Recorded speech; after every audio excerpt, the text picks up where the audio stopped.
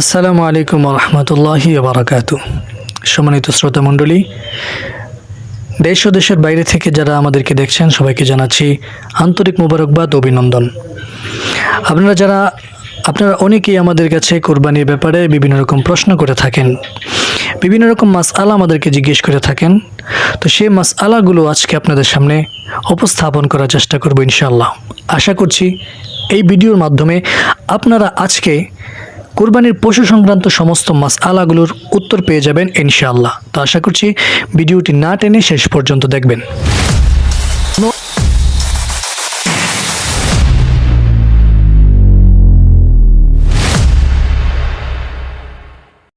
আমরা অনেকে প্রশ্ন করেছি যে আমাদের কোরবানির জন্তুটার বয়স কত হবে। প্রিয় দর্শক শ্রোতা মণ্ডলী, চলুন আমরা জেনে নেই আমাদের কোরবানির যে পশুটা আমরা কোরবানি করব সে পশুটা অর্থাৎ কোন পশুর কত বয়স হলে কোরবানি করা জায়েজ হবে এবং সুন্নাহ পদ্ধতি কোনটি সেটা আমরা এখন জেনে নিই। গরু, মহিষ, দুম্বা, ছাগল প্রত্যেকটা যে সকল প্রাণীগুলোর দ্বারা আল্লাহ পাক রব্বুল আলামিন কোরবানি করাকে বৈধ রেখেছেন, প্রতিটি প্রাণীর জন্যই নির্ধারিত বয়সের শর্ত আরোপ করা হয়েছে। হযরতে রাসূল আকরাম সাল্লাল্লাহু আলাইহি ওয়াসাল্লাম থেকে হাদিস বর্ণনা করেছেন জাবের রাদিয়াল্লাহু আনহু, নবীজি বলেন, লা তাযবাহু ইল্লা মুসিন্নাতান, যে তোমরা অবশ্যই একটি বয়সপ্রাপ্ত পশু দ্বারাই তোমাদেরকে কোরবানি করতে হবে। অর্থাৎ যদি উট হয় তাহলে 5 বছর, গরু বা মহিষ হলে 2 বছর, ছাগল, খাসি ইত্যাদি হলে তাহলে সেক্ষেত্রে 1 বছর। তবে হ্যাঁ, ইল্লা ইয়াসুরা আলাইকুম ফাতাসবাহু জাযাআতাম মিনাদ দাআন, যদি ভেড়া বা দুম্বা, এই জাতীয় ভেড়া দুম্বা এই দুটি প্রাণী যদি কেউ 1 বছরের প্রাণী ভেড়া বা দুম্বা তার কাছে না থাকে, তাহলে অন্তত 6 মাসের যদি হয়ে যায়, নাদুস নুদুস এবং হৃষ্টপুষ্ট যদি হয়, 6 মাসের বেশি ভেড়া বা দুম্বার দ্বারা এটি 1 বছরের ভেড়া বা দুম্বার স্থানে এটির দ্বারা কোরবানি হতে পারে। তো মনে রাখতে হবে, এটি শুধুমাত্র ভেড়া বা দুম্বার ক্ষেত্রেই এই শিথিলতা প্রযোজ্য হবে। বকরি বা ছাগলের ক্ষেত্রে 1 বছরের কমে হলে সেটির দ্বারা কোরবানি শুদ্ধ হবে না। গরুর ক্ষেত্রে 2 বছরের কম হলে, গরু মহিষের ক্ষেত্রে 2 বছরের কম হলে কোরবানি পরিশুদ্ধ হবে না। আর উটের ক্ষেত্রে 5 বছরের কম হলে সেই উটের দ্বারা কোরবানি পরিশুদ্ধ হবে না। আমরা এবার জেনে নিই, একটা পশু যদি রোগাক্রান্ত হয়, রুগ্ন হয়, অসুস্থ হয়, কিংবা সে যদি না হাঁটতে পারে, তাহলে তার মাধ্যমে কোরবানি করা কতটুকু বৈধ হবে? দেখাতেই পছন্দ হয়ে যায়, এগুলোর গায়ে যেন গোশত ভালো থাকে এবং এগুলো যেন নিষ্কলুষ থাকে, অর্থাৎ বড় কোনো ত্রুটিযুক্ত যেন না হয়। বিশেষ করে 4 ধরনের পশু নবী করিম সাল্লাল্লাহু আলাইহি ওয়াসাল্লাম কোরবানি করতে নিষেধ করেছেন। এর মধ্যে একটা হলো অন্ধ, আর একটা হলো ল্যাংড়া, যে চলতে পারে না, এক পা তার অনেকটা অকেজো বা কষ্ট হয়, ঘুরিয়ে ঘুরিয়ে হাঁটতে হয় তাকে। আর আরেকটা হলো যে অনেক দুর্বল, যার কারণে জবের জায়গা পর্যন্ত হেঁটে যাওয়াও তার জন্য কঠিন হয়। আর আরেকটা হলো যে পশু আহত হয়েছে, সেটা যে কোনোভাবে অন্য পশু দ্বারা আহত হতে পারে, কোনো অ্যাক্সিডেন্টে আহত হতে পারে, তাতে যদি তার এক অঙ্গ নষ্ট হয়ে যায় বা নষ্ট হওয়ার উপক্রম হয়ে যায়, তাহলে সেক্ষেত্রে সে সমস্ত পশু দিয়ে কোরবানি করতে নবী সাল্লাল্লাহু আলাইহি ওয়াসাল্লাম নিষেধ করেছেন। তার মানে নিষ্কলুষ এবং ফ্রেশ, যথাসম্ভব দেখতে শুনতে ভালো পশু দিয়ে কোরবানি করা। অনেকে প্রশ্ন করেছেন যে হুজুর, আমার যে কোরবানির জন্তুটা আছে সেটার শিং তো ভাঙা, শিংটা ভেঙে গেছে। তো প্রিয় দর্শক, আসুন আমরা জেনে নিই যে যদি আমাদের জন্তুটার, কোরবানির জন্তুটার শিং ভাঙা থাকে, তাহলে সেই জন্তু দিয়ে আমরা কোরবানি করতে পারবো কিনা, কোরবানি করা যায় হবে কিনা। অথবা ওই জায়গা পর্যন্ত দেখে একা একা যেতে পারে না, উষ্টা খায়, তার মানে চোখে বড় সমস্যা আছে, এরকম থাকলে এটা দিয়ে কি হবে না, কোরবানি হবে না।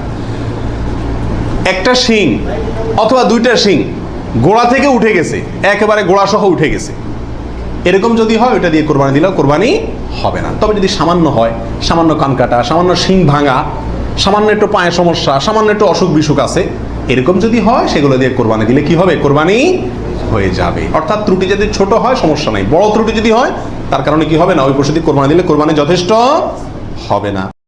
আপনারা আমাদেরকে প্রশ্ন করেছেন যে হুজুর, অনেকের যে হুজুর আমার জন্তুটার লেজ কাটা। তো প্রিয় দর্শক, আসুন আমরা একটু জেনে নিই যে লেজ কাটা পশুর মাধ্যমে কুরবানি করা যায় হবে কিনা। লেজ কাটা পশুর কুরবানির হুকুম।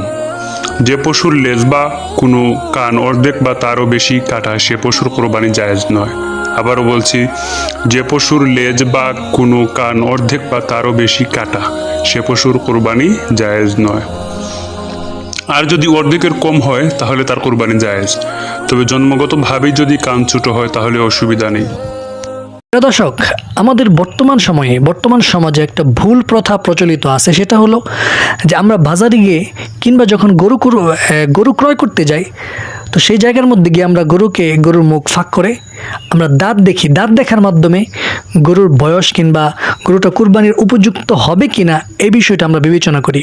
প্রিয় দর্শক, আসলে চলুন আমরা দেখি যে আমাদের এই প্রথাটা, আমাদের এই পদ্ধতিটা কতটুকু শরিয়াসম্মত, ইসলামী দৃষ্টিকোণ থেকে এটার যৌক্তিকতা কিংবা বৈধতা কতটুকু রয়েছে।